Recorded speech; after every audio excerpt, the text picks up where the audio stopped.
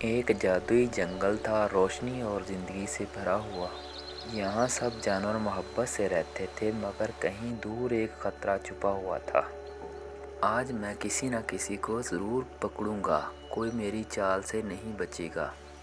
خرگوش: آج تو میں مزے سے اپنی پسندیدہ گاجریں کھانے والا تھا، بس دعا ہے کہ شرارت نہ ہو جائے۔ آہ! او کوئی ہے، میں گر گیا ہوں، مجھے مدد چاہیے، کوئی مجھے بچاؤ۔ یہ آواز عجیب کیوں ہے؟ اور یہ زمین پر اتنا بڑا پنجے کا نشان، یہ تو بھیڑیے کا ہے۔